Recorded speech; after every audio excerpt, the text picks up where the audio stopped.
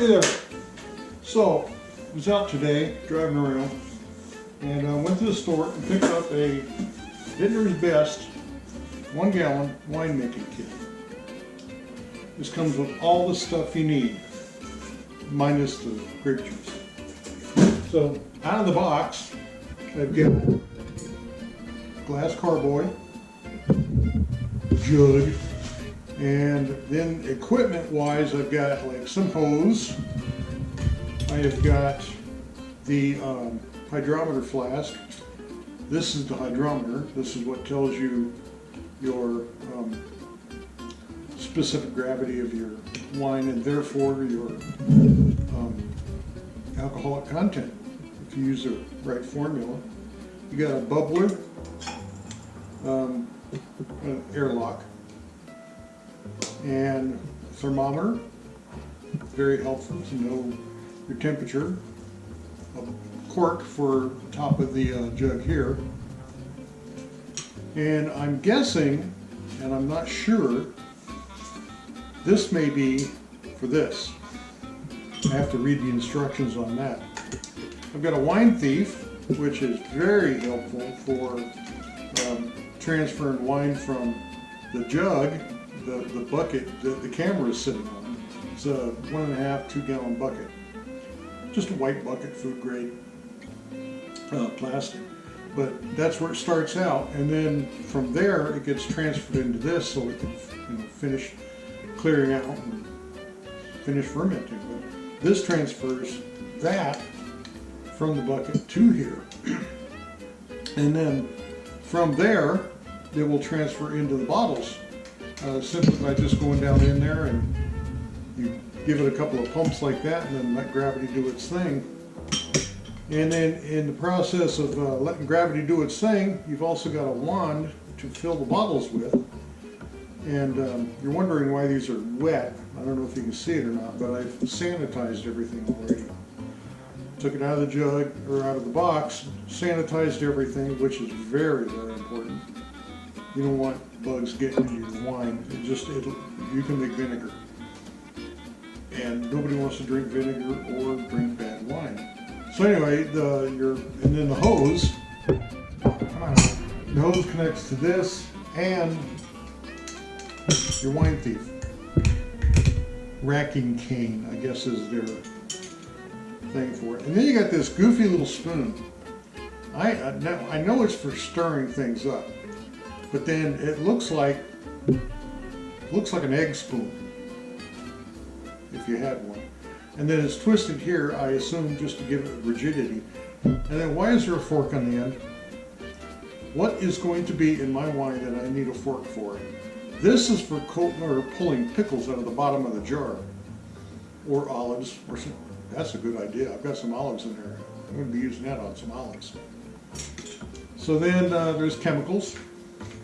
This is potassium metabisulfite. Kills off wild yeast. Nobody wants wild yeast, I guess. I'm not sure how that works. I'll have to read the instructions. Some Easy Clean. Now I didn't use this because I have a jar of that I bought for my beer making, but it's the same stuff. You put a couple of tablespoons, put a teaspoon in a gallon of warm water, and then Easy Clean it's a sanitizer. It's a no rinse cleaner. Put the stuff in there and then let it air dry, and then it kills all the whatever goobers around the outside of it. And then there's things like this little sleeve is to protect the thermometer that came with. You got these things. These are called bar tops. Essentially corks with caps on them. I'm not sure I'm going to be using those. I think I'm going to go with a honest to God cork. I just feel better with a real cork in it, not something that comes off, goes back on. I'm going to keep these because if we have an open bottle, this would help. You jam that in there to keep the bottle from going bad once you get it in the fridge. And they're worth what they're worth. And of course there's packing material, Japanese bubbles. And then I've got a stick-on thermometer, which is really helpful because it tells me it's 75 degrees in here right now. Or more if I hold it in my hand long enough. So that's in the equipment kit. And like I said, today is just cleaning, organizing, and then tomorrow I'll make another video once I get the batteries charged on the GoPro here. And tomorrow we'll start putting it together and you guys can see how that works. And this is some of the stuff that was in the kit.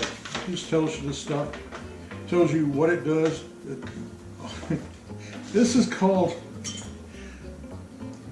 don't say this after a couple bottles, a dual end swizzle spoon. I don't know. I've got a dual scale liquid crystal thermometer, this guy, which reads in that funny centigrade, and then that Americanized Fahrenheit, so that's what I think. It says you stick it onto the outside of your primary to monitor fermentation temperature. So this goes on that bucket. Very helpful. Oh, this, and I didn't realize it was glass. Good thing I didn't bang it around like I thought it was. This is another wine thief. You used to draw a sample of wine for gravity readings, which makes sense. Blip it in there, put your thumb over it, you know, stick it in. That way you won't have to use that wine thief and then, yeah. Oh, much better. See, reading instructions helps. All right, now in this one, this is the ingredients, and this is a Merlot, so it's a red wine. And they say, to paraphrase, our love of outstanding wine brings us together with the very best grape growers from the world's preeminent wine regions, selecting only the highest quality grape juices and concentrates. That's important. So in that box, there's sulfite sorbate. I'm sure I'll read what that's about. And then you got two of these little things of holy water. It kind of reminds me of that, what is that guy that's on TV? He's got that church, I forget, but he always sells them holy water things, you know. God bless you. Chitosan, which I don't know what that is. It contains crustacea and sulfite, so it's got like crab shells in it, I guess, I don't know. But it's liquid. And then Kieselol. Kieselol? I don't know what that is. What I understand though is they help clear out the heavy stuff in your wine. And then you got bentonite. If I remember right, bentonite helps water to not be hard. I'm not sure if that's going to be an issue. I'm using bottled water for this. Anyway, we will follow the instructions. And then yeast. This is a Levure, 2 grams of Levure yeast. I'm not sure if that's good or bad. Yeast is yeast. I hope it's still alive. And then I have premium oak chips. And then 2 things of toasted oak. So it's going to have oak chips in it. And if I do it right, everything gets filtered out, I hope. Otherwise, you'll be picking oak chips out of your teeth. Yeah. And the grand finale here.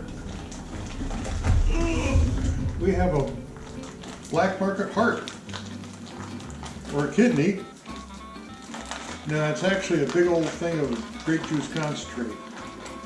I may have to try a sip of that before maybe after I put it in the bucket. A little sip of what's left. It probably tastes like shit.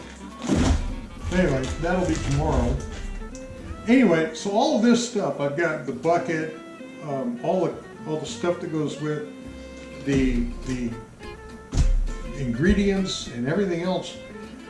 And a gallon will probably make, from what he says, maybe 5 bottles, which is not bad. I mean, I still have yet to get bottles and corks, but they're not that expensive. And so all of this was less than $100. And I've made beer for a long time. Even my kids help make beer now. But this is just a natural progression. I go from beer to wine. I tried wine many years ago. It didn't turn out too well, but I think this will do. I've never had just a kit where you all put it together. It was always just here's your thing. So anyway, today is all sanitizing, getting things set up and ready, and then tomorrow we will start this process going. All right? See you on the other side. Good morning. So, today we're going to do the primary fermentation on the wine kit. I'm excited. I think what I want to do first is take this digital thermometer and jam it on the side of the bucket here, so I know the temperature of things when they happen, since it's supposed to be pretty important. So I'm just going to jam it on the side. There's no right way to do it, I suppose. So, now I know what's going on in there. Alright, now I've cleaned and sanitized all this stuff yesterday. And I just dropped the mustache here. That's real nice. And it's ready to go. So, first thing to do is read your instructions. I did that yesterday. I've watched probably 50 videos on this. Thanks, YouTube. So it says, clean and sanitize all equipment, bring it up to room temperature. Well, it's all been sitting here all night, so it's all been good. Pour 1 cup of hot tap water into the bottom of the primary fermenter, which is my bucket. So I do that. And then I'm going to add this thing called bentonite. I need scissors. These packs are notoriously hard to open. Bentonite, from what I gather, is called, people call it brewer's clay. And what it does is an agent that starts dropping all your solids out of here. It looks like clay. It's gray dirt. And you sprinkle it in there, and there isn't a whole lot because this is only a 1 gallon batch. And then you're just going to stir it in really well until it's mostly dissolved. You only got a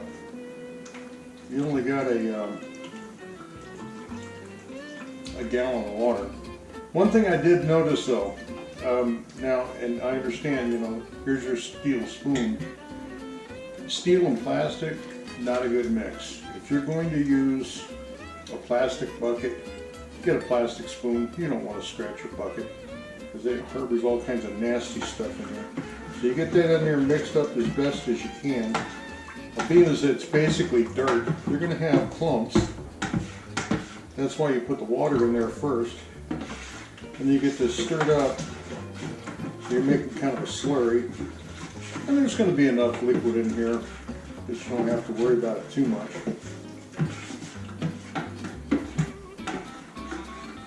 But you just try to get as much of it mixed up as you can. And what they say here is that it is normal for bentonite to not fully dissolve in water. Well, yeah, now I have a bucket of gray water. So, and then you're going to pour the contents of the juice bag, which is my Black Market Hard over here, into the primary ferment.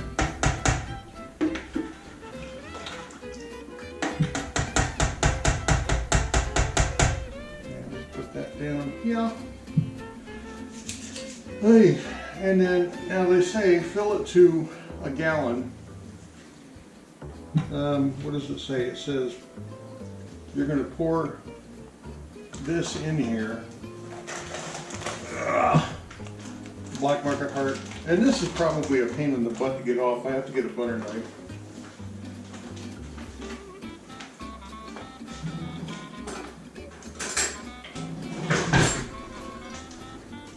In my case, it would be really hard to get off, I'm sure. So you're going to just jam this up under the seam. Be very careful to try not and spill this everywhere because it's concentrated grape juice and it's going to make a mess. Thank God I have tile floors. But, oh, there we go. Got it started. We're going to move that out of the way. Oh my. That smells great. And then we're going to pour this in there. That is some really heavy duty grape juice. It's like, well, it smells a lot like Welch's, but no, I'm sure it isn't. And then we're going to rinse the bag a little bit.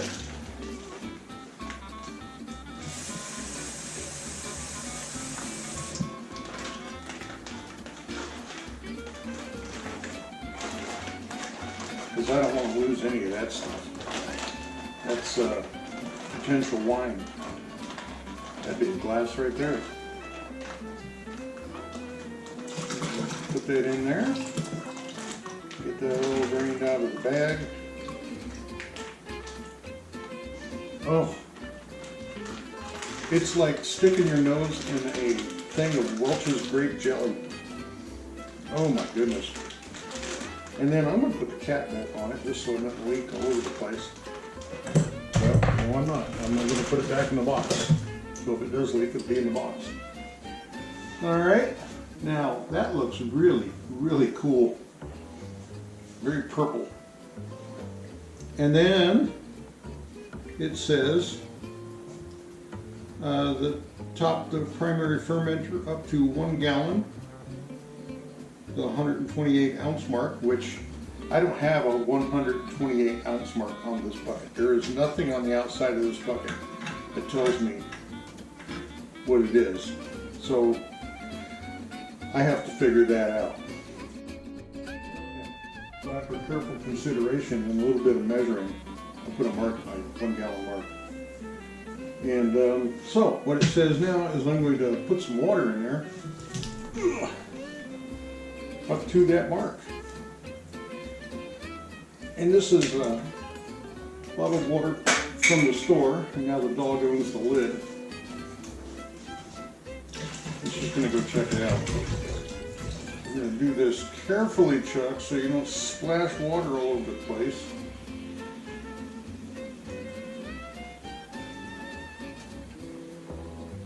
I'm going to go just to there.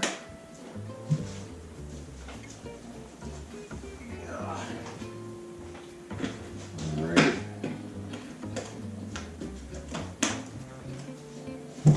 There we go. And now it says top your primary fermenter up to a gallon, so I did. If your kit contains oak chips or granular oak, stir it in now. Yes, it does. I got 3 packages of this stuff. But what I'm thinking, and this is where I may diverge a little bit, I'm not sure I want to put oak chips in my hydrometer here. So I think what I'll do is take a specific the original gravity reading now, and then put the oak chips in and stir it up. I don't think it's going to change it. Oak chips, or let's just go with what they say. So I'm just going to cut these open and put some oak chips in there.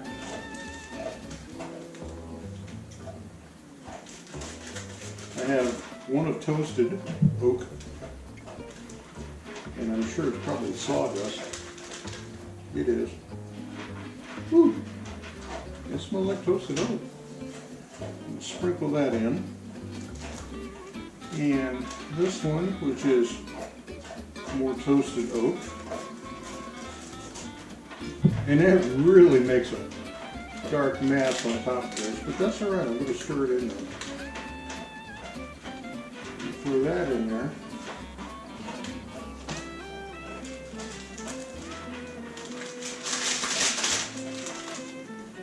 And then I'm going to throw this in there. This is premium oat. Now I don't know the difference between the two. Oh, one is burnt sawdust and the other is not burnt. And there's a big difference in color. Okay, those are done. Go in the box. And it says stir these bad boys in. Well, yes, otherwise we're just going to create a huge mass of floating crap on top. We don't need that. Now it looks like a bad paint job. And there's stuff all over the place. But what you're trying to do is get these oat chips down in there instead of waiting for them to just settle on their own. The reason being is you want the yeast to be able to reach the grape juice to do its thing, I guess. And if you do it right, not going to get any clumps. Well, I've got a couple, but they'll go away. That one, where'd you go? Yeah, that's good. I dirtied up the spoon a bit. Please stay there. Now you're going to get a wine thief, which is my little glass tube here, and my hydrometer flask, which is this guy, and I'm going to take a sample or two until it fills this guy up. And if I let it fill, you get more in there. That one is there, that one is there. You'll clean to the bottom or you plug the hole. There. This ain't going to waste. All this stuff is going back in the bucket. One of the big tricks though is make sure you sanitize everything that touches this wine. Anything that gets in there and causes a bug.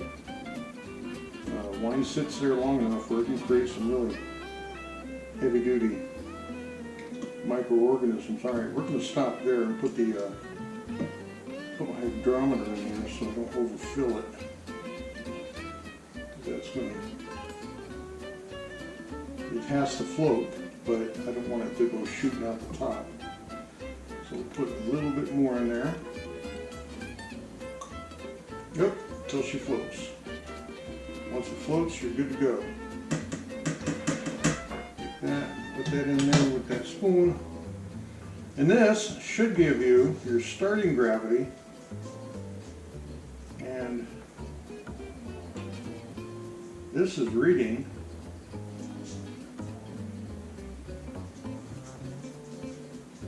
looks like 1080.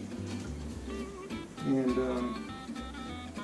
what it's telling me is 1080 to 1097, day one starting gravity is just about spot on.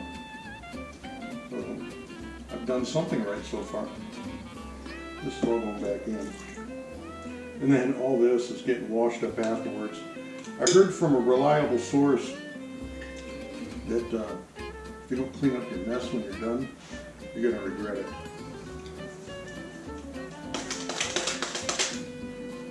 And so far I haven't made a big mess. Alright, and then you're going to stir well, use a hydrometer, I did that, record the day one specific gravity. You know, let's do that because I need the temperature of this as well.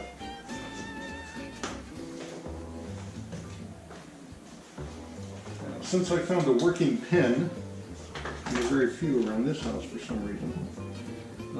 So day one, that's day 14. Day one is 1080. And it's actually 1.080, but you know, 1080 is good enough. And that is, today is, what is today? Today is March the 7th?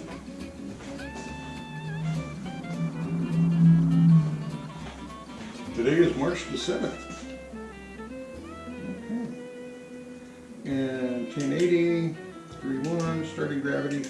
And let's see if I can get the temp on this right now. The temp says I'm sitting at 75 degrees. I'm gonna, it doesn't say write that down, but I'm going to anyway, because that's, from what I understand, that's about right. 70, 75 in that price, the temperature range for all this stuff. And then I'm going to sprinkle my yeast. I love this part. I love the smell of wine yeast. Beer yeast as well. It's just the best part. It just smells alive. Oh my. It's like fresh baked bread. Turn that over, and then we're going to sprinkle this on top. And we're going to put the entire thing in there. Look at that stuff go. Now if I were to leave this uncovered for a little bit, I could, you'd be able to see it start to form a cake, because it's going to eat the sugars in that grape juice really, really fast, and it's going to start blooming as you create a cake over the top. And then you start losing your carbon dioxide and everything else. So I need to get this put together. Place a loose fitting lid or board stopper with an airlock. So my lid is over here. It's not a loose fitting lid. It is a tight fitting lid.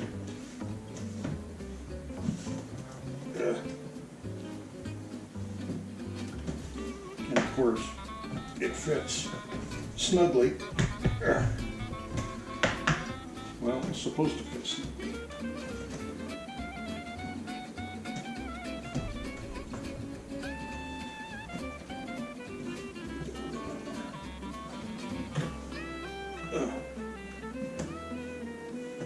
And an airlock, which a bubbler here. I'm going to put some cleaning solution in that, and that will keep the nasty bugs out. And fill it up to out there. And we'll just put this in the hole.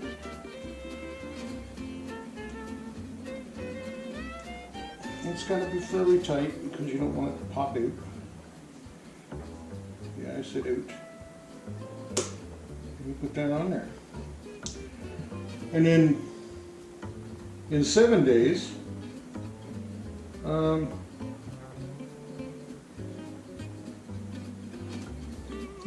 in 7 days, or 14 days actually, we're going to stabilize it, degas it.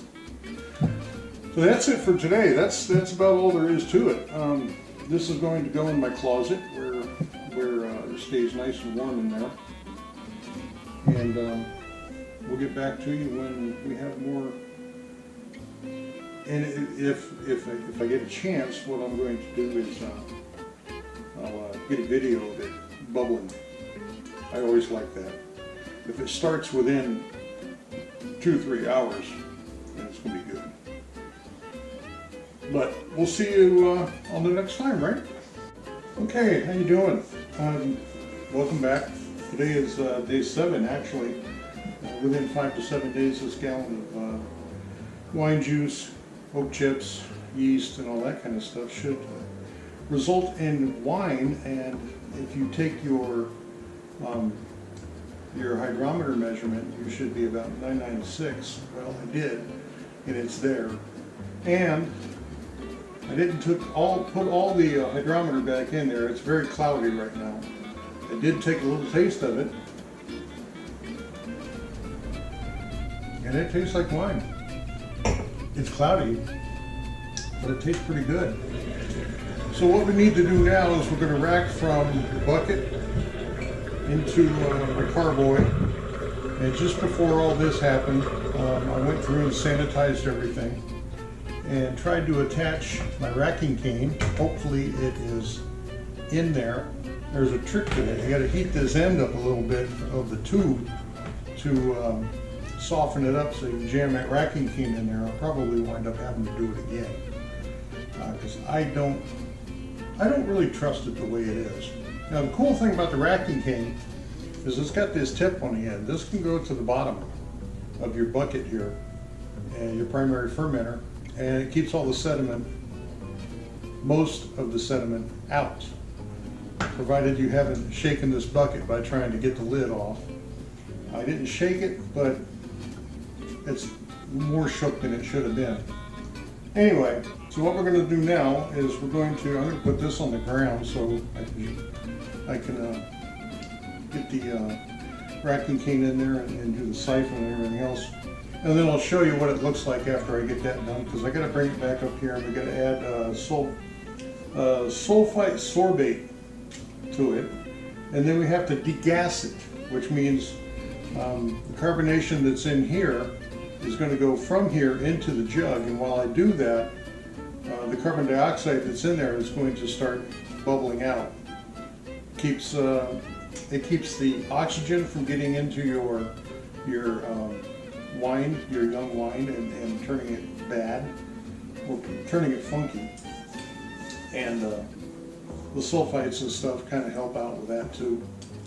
It kills off, it'll make the yeast stop doing what it's doing. So then you degas it, you're trying to get all the carbon dioxide out of there that you can, and then you're going to plug it and let it set. It's going to still, and it's going to start clearing. And then tomorrow we're going to be going into clearing.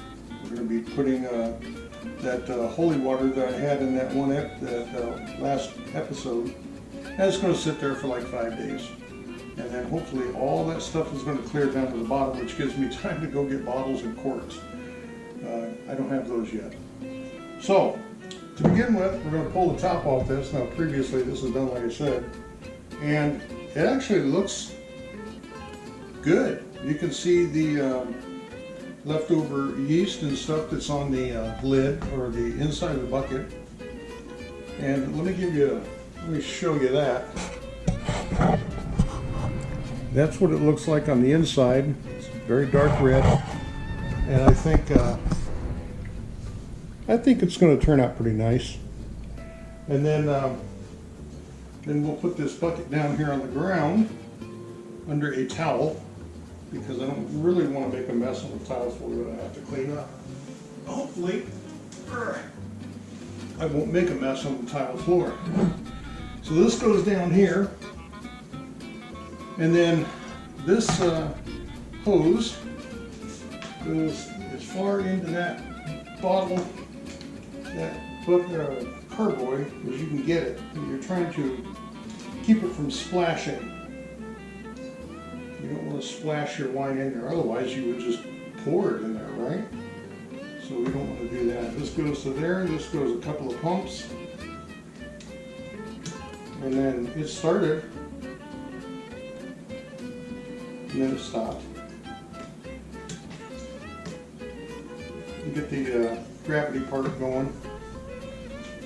And we're putting everything into that sanitized carboy. Now remember, because this is active wine, you want to keep everything as sanitary as possible, because it'll make your wine have foul odors and off tasting. And you want to be able to drink this. I mean, it won't kill you, but it might not taste the best. So this is going right now, and yeah, there's really not a whole lot to do up to this point right now. Keep an eye on it, because if you've got more than your 1 gallon in here, you're going to have more than 1 gallon down there. But it's going to fill it up pretty good. And this thing's been sitting now in a closet for a week, and the temperatures have been 75-ish around that area in the closet, and it's doing pretty good. I just looked at it today and I thought, you know, the fermentation has slowed down, and everything else. Now it's getting to the bottom here, and I don't want to overfill it. So we're going to go right to there. Pull that out, plug that in. This goes to the sink.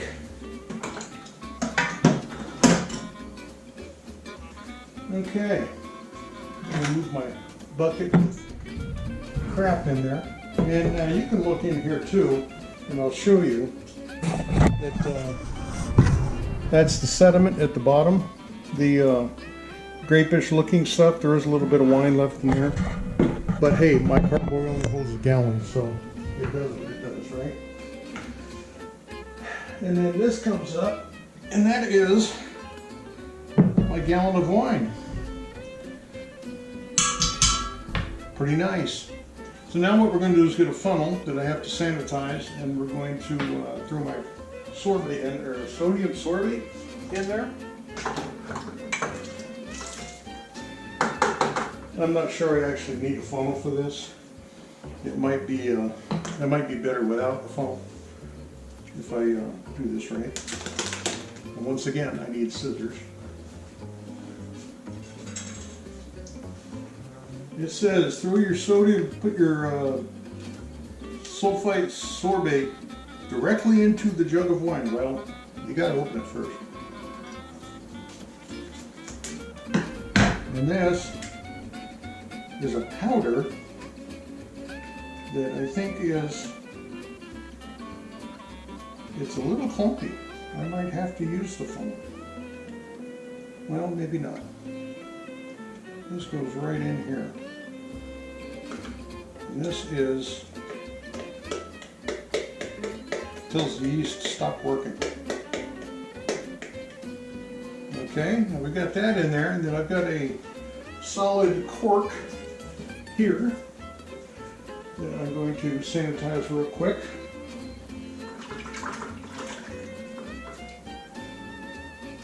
And then that goes into the top of this bad boy, and they say agitate it. Well, to agitate it, I'm going to have to shake it. Now, you would want to do this with dry hands, because there's nothing worse than this slippery glass. And if I were to drop this now, I'd probably cry, because there's been a little bit of work going into it. So you're going to pick it up, dry hands, you're going to shake it. This is agitated. Now what you're doing, you see those, and then you got to let the gas out. You see those bubbles around the edge there? That's all the carbon dioxide that's still trapped in that wine. You do that, and then you vent it, and you shake it, and you vent it, and you do that until it no longer vents. Like that, pretty much. Right? And do this over a counter, because if you do happen to drop it, two reasons: it won't go that far, and the counter is a little bit more forgiving than a tile floor. So you're going to shake it, agitate it. Now I've seen people do this with a stick. You know, you got a wand that you clap into a drill, and you go and go and go until it creates this huge volcano of wine coming out the top of your carboy. You're trying to avoid that. So this may take a bit.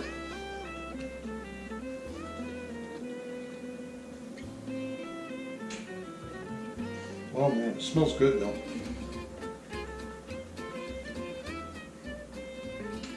Now they didn't say I can't turn it upside down, so I'm going to do that. They just want me to shake and vent, shake and vent. And already it's getting slower and slower on the carbon dioxide coming up. But that tells me that the yeast was in there doing its thing, and what little bit is left in there is still trying to work, which is why we put the chemical in there.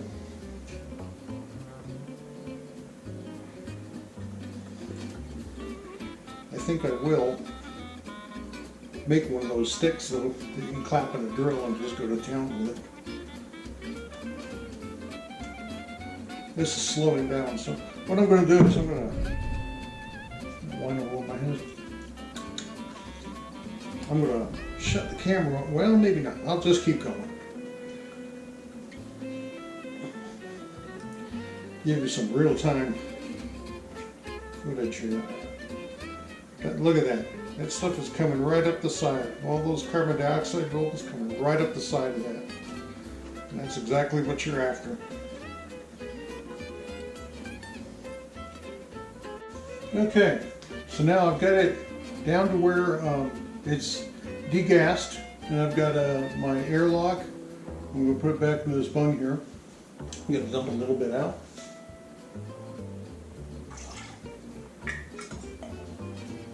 Put the airlock back on it, and it will rest quietly for another another day at least. Let's get it in there. It's pretty tight. That's good. We need it tight like that.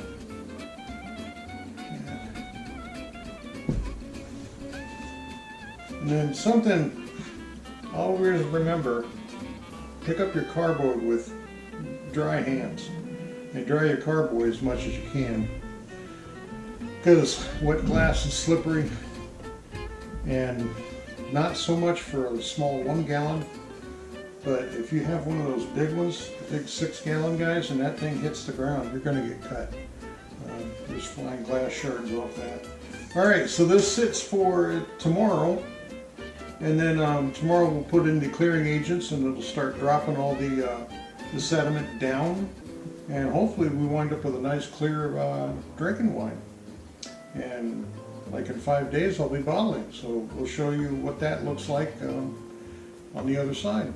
Okay? Talk to you later. Morning. It's actually afternoon here. What we're doing today is we're stirring in the Cheeto sand, I guess that's how you say it. This is the one that has crustacea and sulfites. This is part of the clearing. Now, what I did on the last video is after I got everything done, I realized that I had forgotten to put in the Kiesel salt. I don't know what that is. It only has 1 pack. It says if it contains 2, add 1 package now. You'll be putting the other one in at a later stage. Well, I put it in at the end of the last video. You guys didn't see that. It's all part of the clearing process. But then I put this thing in the back in the closet, and it sat until today. I pull it out, and today I'm putting in the Cheetah sand. It's just a little thing of holy water here. I'm not sure what it does. I think it's another part of the clearing stage. And you're just going to throw it in there, give it a little stir, and then that's what starts taking all the heavy sediments out of the solution down to the bottom, where when you rack off into your bottles, you're not going to have that grunge getting in there. Nobody wants to drink grungy wine. So, things I'm going to need today is my little pickle spoon here, a pair of scissors that I already have. And when I put the airlock on this yesterday, after the last video when I was degassing, you put it on there, you shake it, you let it out, shake it, and let it out, shake it, and let it out. And then I put the airlock back on it. Well, this airlock, because of the lid that fits on the top of this thing, wasn't passing any bubbles. And it popped the cork on me once. So I pulled the lid off. It's still doing its job, and it does pass bubbles. What little bit of carbonation is left in there. And this right now is actually fairly cool, so it's probably not doing a whole lot of anything. It is kind of a cool, cloudy day. But it does stay relatively warm in the closet, so it does what it's supposed to do. So all I'm going to do today is pull the airlock, this thing here. And you can see that went down, so it did have some pressure in there. And because I'm curious, I'm going to take it a sniff.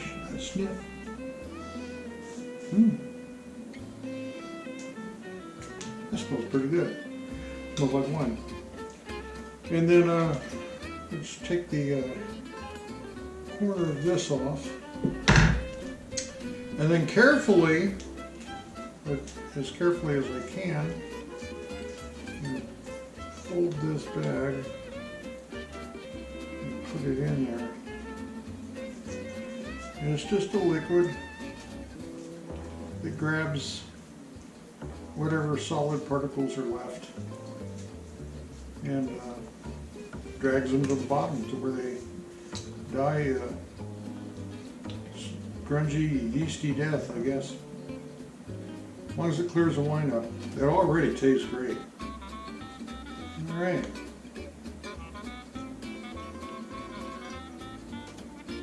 Doesn't have a taste. Thank God. Maybe a little salty.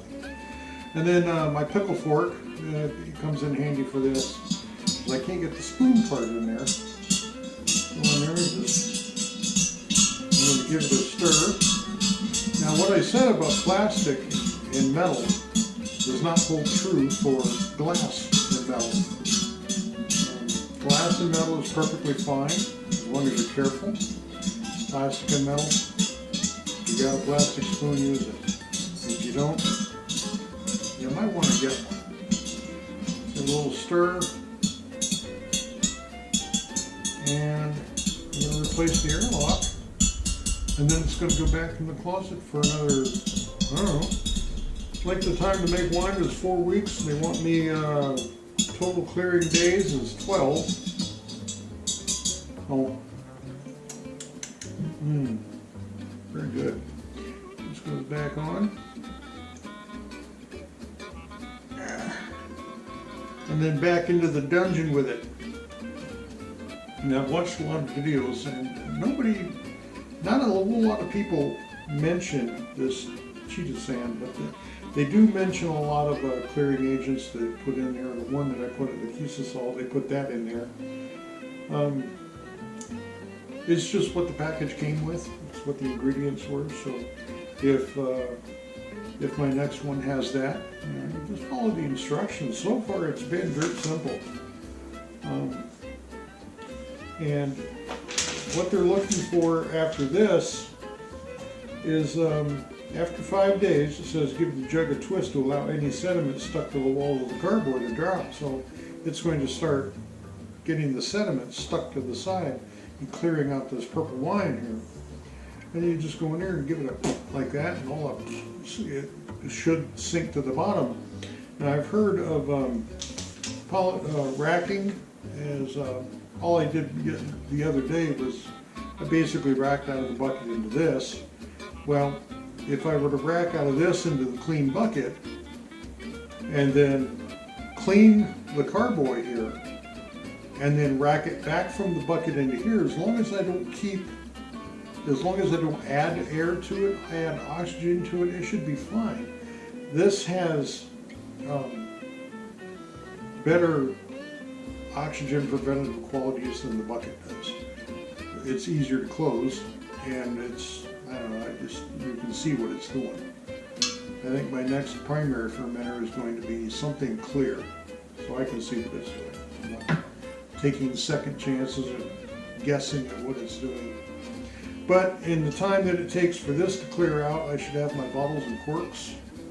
And if it clears like I think it's going to clear, the next time we do a video, I will probably either be racking or bottling, one or the other. So we'll see. We'll talk to you on the other side. Okay, good morning. What we're going to do today is we're going to take it out of the, we're going to take the wine out of the 1 gallon flask carboy that I've got here. I'm going to put it in the bucket, and we're going to clean the carboy and transfer everything back into, minus the sediment that's at the bottom. I'm taking it off the lees just to help it clear up a little bit. It is clearing. It looks really good actually, and it smells great. And to do that, I need obviously the bucket, a racking cane, and I got my hygrometer, flask, and a wine thief, even though I probably don't need them. But I'm curious as to see what it kind of looks like and what it tastes like. Part of the process and everything. So once again, I sterilized everything that I've got. I used a package of One Step. If they say you don't have to rinse it when you're done, but I always do. And yeah, so what we're going to do is stick this bucket down lower than the one gallon carboy, and we're going to pull this airlock, and you can see there's a little bit of carbonation still popping up off this, so that tells me that there's a bit of yeast in there doing its job still. We're going to pull that, and I'm going to put that in the sink here full of sanitizing solution so I can use it again when I get done here. I'm trying to keep as much air out of the wine as possible. Oh, that smells really good. And for curiosity, I'm going to pull a sample. Just keep it off the bottom. Oh, you should see it. It's clear as a bell. And I'm not so worried about the specific gravity because it had already gone down to 0, which means the wine yeast has completed its job. So, and then I'm going to pour that on glass here as soon as I get done with this, and we'll see what the change was. When I first put it in here, it was kind of a cloudy, dark pink, and now it is almost clear as a bell red, and it smells really good. Now, the hard part about doing this, well, I can put this all the way to the bottom, slowly and carefully, so I don't disturb any of the sediment that's at the bottom. And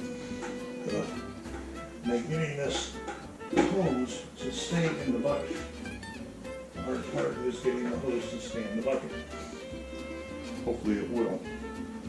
Give this a couple of pumps, and just like that, the hose is running.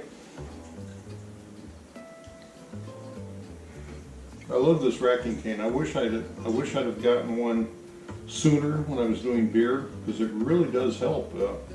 It's a whole lot easier. It's less messy, and I don't have to suck up grungy beer transferring from one place to another. And I should be able to take almost everything out of here, I believe. And I don't know if you can see through the hose here or not, but the wine is clearing up really nicely. It's a nice bright red, well, dark kind of but it's clear coming through the hose, and it looks really good.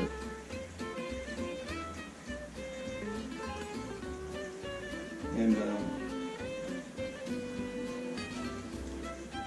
doing pretty good. It's going fast. Going a lot faster than I thought it would.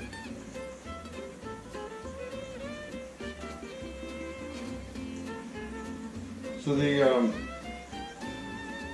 the crucial part of this winemaking thing, and I'll give it a little tilt, just a little bit, so I don't lose any of this decent wine. Get in there, and that's enough. Don't want to suck up any more of that residue than I have to. Okay, so we're going to take this out of the bucket. Try not to make a mess. And it'll make a little bit of a mess, and then this goes in the sink. After I step over the dog who always seems to be laying here. And then what I'm going to do now is clean this up, and then we'll get ready to transfer back into the carboy. And then this bucket, which is full of my beautiful wine, is right up to the 1 gallon mark. So I haven't lost anything really. So I'm pretty happy about that. But we're going to clean this up, And then we're going to transfer back into here after I get this all cleaned and sanitized. So we'll see you in just a little bit.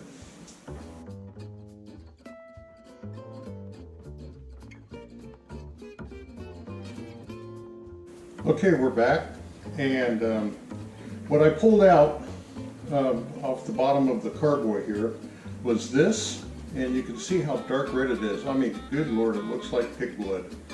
And this is the result of everything that was left on the bottom of the carboy. Very thick, very, it's got, you know, the dead yeast cells in it and everything else. And you don't want this. You don't want to drink this, and even though it smells good, indulging in a lot of that, you're going to wind up with a nasty headache. What I did, and this is what I pulled off the wine in the first place, just so I can show you what it looks like. And you know, it's not too bad, right? It's still got a little bit of clearing left to do, and that's why I'll be putting it back in the carboy for probably another week. But it's pretty clear. I'm pretty happy with it.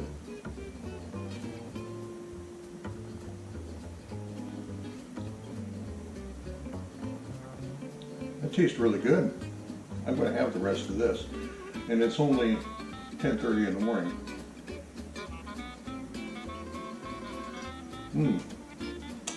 Not bad, not bad. I'm pretty happy.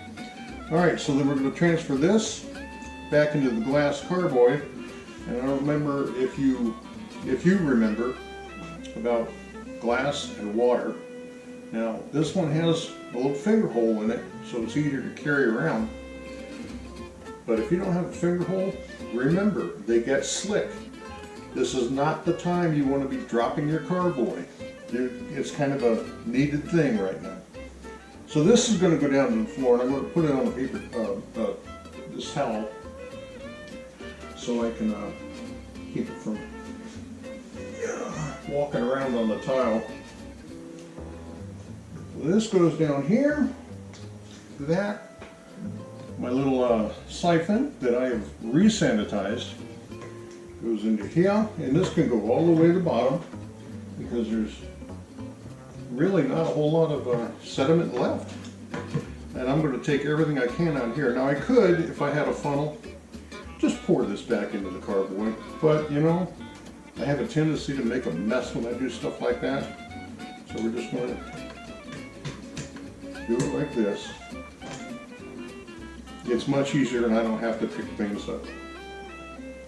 And this is going to transfer real quick, and I'm going to get as much out of this as I possibly can, so I'll be tilting the bucket at the very end here. And then whatever is left either goes in that glass, or I get a funnel and actually put it back in the carboy. But this just helps with the clearing. It still has all the solution in there for clearing. I could get more and add it now if I wanted to. But I think just the natural clearing is going to do it. And then I'll wind up, then I have to go get bottles and corks and a corker. I've got a good authority that told me the two-handled Portuguese corker or Italian corker, I can't remember. It's probably the best one to get. They do have other ones that you are basically forcing the cork in by standing over the top of the bottle and jamming that thing in there, but it doesn't sound too safe. I'll probably get the two-handled guy, and I'm going to go with honest to God corks, I think. We'll look at them. Price is not really a factor for me here. And that is it. That is it. It is wrapped into the carboy again. And then everything here is just going to go back into the bucket so I don't make a mess all over the counter. We're going to move the bucket, and now I'm going to show you what it looks like when you get it back into the carboy. Pretty much what it looked like when I took it out of the carboy. But let's see if I have a flashlight. I don't don't guess. That's a good way to check for clarity of a wine, but yeah, you can't really see anything through it. It is a dark red. But so far, everything in the glass is pretty pleasing. And that's going to go back into the closet for another week until I get my bottles ready. And then I'll show you that process. Not much more involved. Still the same cane with an attachment. And then bottling and corking. And we'll show you that when I get back around to it. So I'm going to take this and put my airlock back into it, just keep the bacteria from getting in there. And then next video will be bottling, I reckon. Might even make some labels, I don't know. We'll see. We'll talk to you then. Good morning. Happy Saturday. This is the week before Easter. And today is bottling day. So what I've done here, first and foremost, is sterilized everything I'm going to use.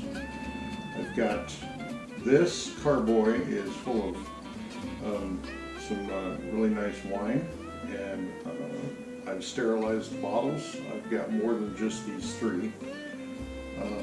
But all I did, since they were clean, basically a sink full of sanitizer, put them in there, rinse them around a little bit, pour it back out. They don't really need heavy scrubbing. They haven't had anything in them before now.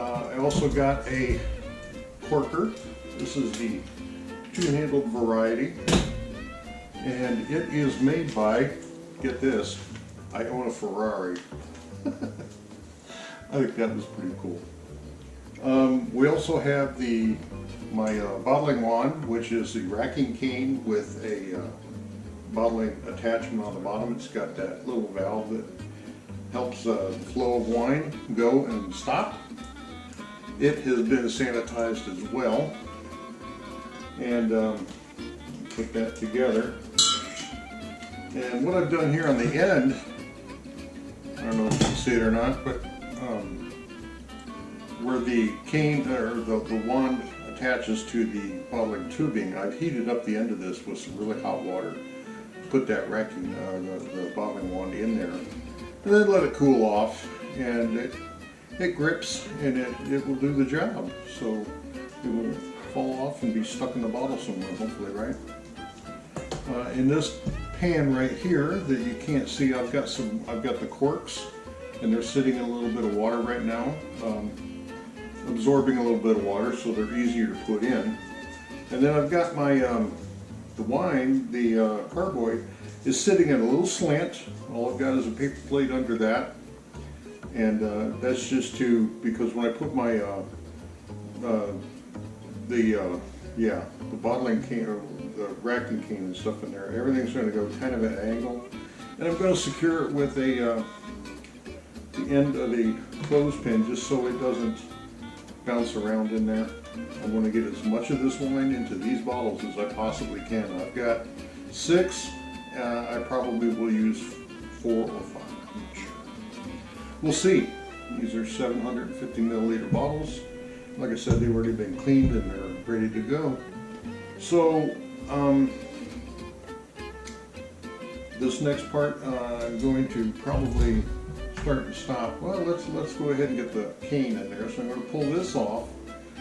It was full of water, which is now on the counter. That was my sink full of sterilizing solution. My racking cane is going to go in there, and I don't have to worry about it doing anything because I'm not going to tell it to do anything.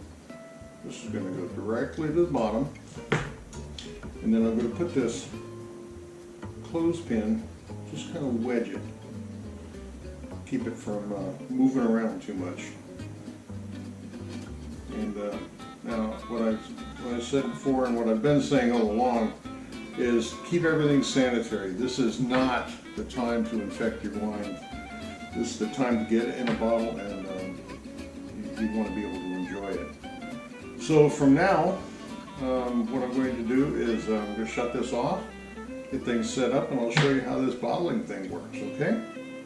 I'll catch you in a minute. Okay, so you probably won't see me as much as the bottles, but that's the important part. Back and get away from the camera.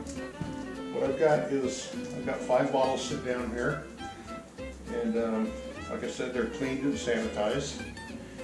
My racking cane is sitting up in the carboy and it's waiting to go. So we're going to give this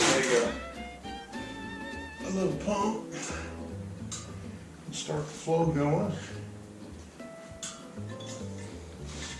And you're going to fill these bottles to the top, and when you pull the racking cane or the bottling wand, it'll give you the correct height for your cork to go in and still have just that little bit of room.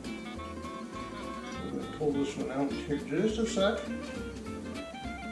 Right there.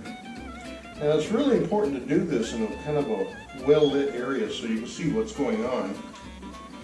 And this is pretty easy. It just takes a little bit of timing. And I've got it sitting in a sheet pan right now with a paper towel on the bottom to pick up any spills, so I don't want to get anything all over the floor that I have to pick up later, right? Keeping it all clean is what keeps everybody happy. Now this wine has been sitting for what, 3 weeks now, and it is really nice and clear. It is really dark red. It smells terrific, and I think this, I can have one bottle at least go. I'm going to let a bottle go for another couple of weeks before I do a taste, and we'll see what it's like. We get down to the bottom here, which is good.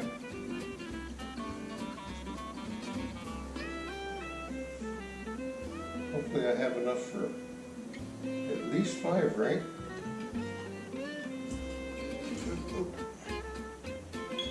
I should be using my right hand for this. My right hand, since my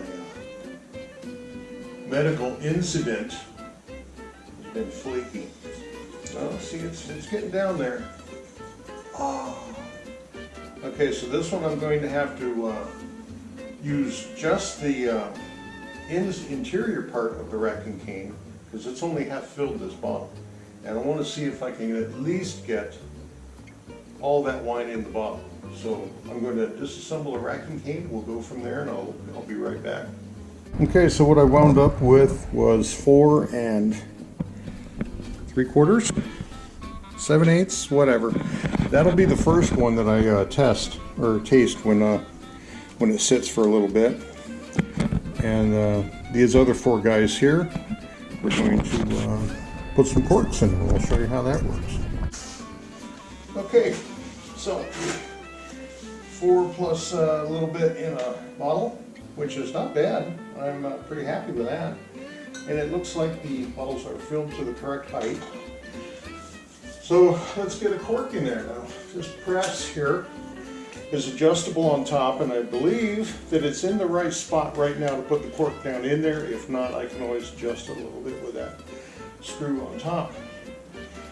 And you take a cork that's been sitting in water. You're going to open this, and there's an opening on one side of the cork, or this is where you drop the cork in. So you're going to get this up on top of the bottle. You're going to pop this cork in there, and then you're going to move the other bottles out of the way so you don't make a mess. And then it's going to squeeze that cork down into the neck of the bottle with a little bit of force, and just like that, it's in there. It's a little bit high, so I'm going to bring that down a little bit. And we're going to repress that one.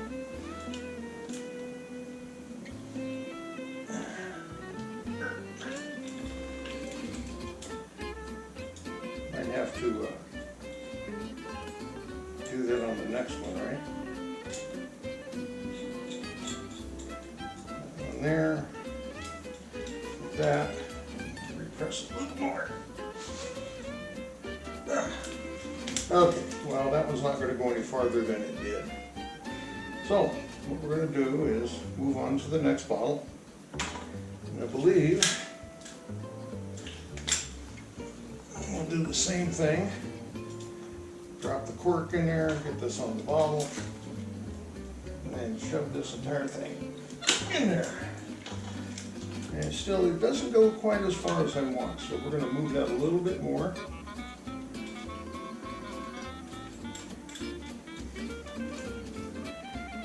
And we'll try that. This is all trial and error since I've not done any corks in any bottles yet. But I believe they'll seal enough. Get that in there. There we go. That's more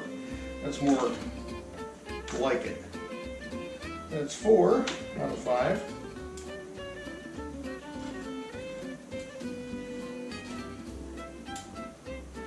And the corks are not directional. These are not tapered. They're just straight corks. There we go. Still a little bit high, but that's fine. That can be adjusted. And then we'll put the last one in here.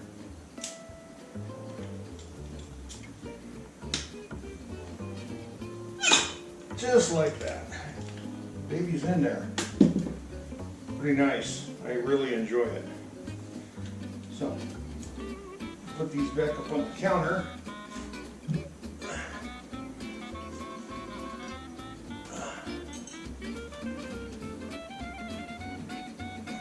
Here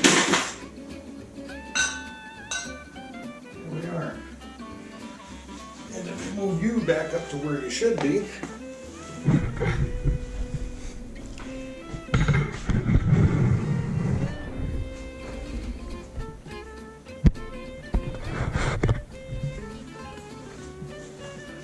And then, so now what we do is we're going to be clean the bottles on the outside a little bit. We will definitely endeavor to get these corks where they should be for the next time I make some wine. But I'm pretty happy with it. They're all filled really nicely. They're going to sit up like this for 2 or 3 days, and then I'll lay them on their sides so the cork can swell and keep all the wine inside. But that's it. I've got no labels for them. I may make labels, I may not, I don't know. But that's the end of this video. I hope you enjoyed it. I really enjoyed it. It was kind of a learning experience for me. Keeping things clean, a little bit of patience, really does help. It really does help. And the little bit that I tasted when I was getting this not full bottle together tasted really good. It's not extremely dry. It's not really sweet, and I thought about back sweetening the wine, adding a little sugar to it. But I decided against it because I would have had to stir in anything to kill any yeast activity at all. And I really, I've just followed the directions on the first wine that I ever did, so I'm just going to go with it like that, and hopefully it works out. I'm happy with it. It was easy. Anybody can do it. If you can make beer, you can do wine. If you make wine, you can also make beer. It's basically the same process, and the most important part of it is keeping everything clean. The cleaner, the better. You don't want your wine to turn into vinegar or have a really crappy off taste or something like that. But I'm going to let them go for a week, and then I'll pull a cork, and I may give you a video on that one. But for now, that's all there is to it. I would suggest that if you think this was, entertaining, then by all means go out and get a wine kit. It's a good thing to do if we're still in this lockdown that we're in. It's a really good hobby. It's a fun hobby it's a learning hobby. It's chemistry you can drink. So I would suggest, you know, it's fun. It's worth your while. So we'll talk at you later.